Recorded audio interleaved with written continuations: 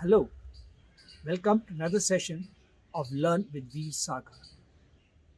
Last time I talked about two of my 10 rules which I followed in running my business, in being a manager, or in being a CEO. Whether you're an entrepreneur or a manager or a CEO, right? These are rules which have come in handy. Today I will talk about two more of such rules, and these are more to do with management than with philosophy. These are A.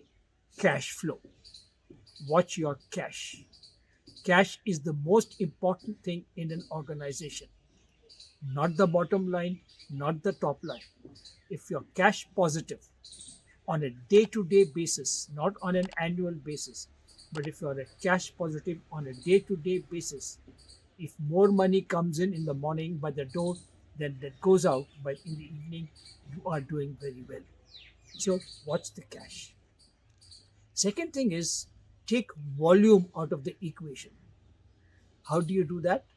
We say, oh, when I have a large volume, I get advantage of volume. And therefore, because of this person has a bigger volume than me, therefore his costs are lower. And therefore he makes more profit. Not very true. You should take volume out of the equation. How do you do that? By managing your overheads. Most of the time, you know, the problem is not with the direct cost. The problem is with the indirect cost. That means your overheads, your teeth to tail ratio. Watch your overheads.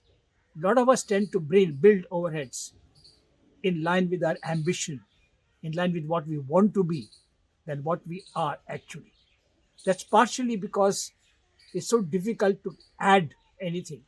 If you apply for a power connection at a particular level, then you want to increase that, it's more difficult. If you make a building for a particular level, you want to increase that, it's more difficult. So what you tend to do is look for where you want to be 5 years from now or 10 years from now and go for that now.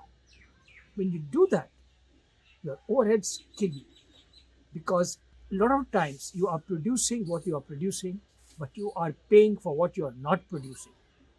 So take volume out of the equation by watching your overheads.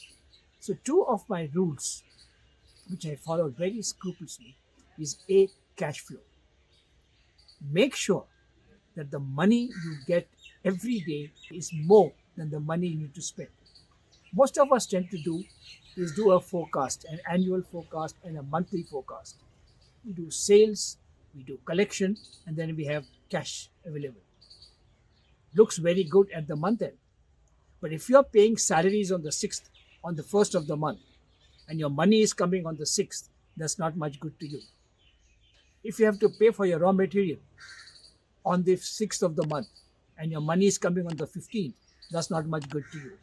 So you have to make sure that your money is coming in when you need it, or preferably before you need it. So watch your cash flow. You can give more discounts, but do not give a longer payment terms. Cash is king. One tends to get, let me get turnover. If I get turnover, then it ultimately becomes profit. Because when you calculate in the accounting way, you have your turnover, you do your cost, and you show your profit. But until the money comes in, that profit is only a paper profit. When I used to run sales organization, I did not give credit for a sale until the money came in. A sale was not completed, was not counted as a sale until the money came in. So watch cash.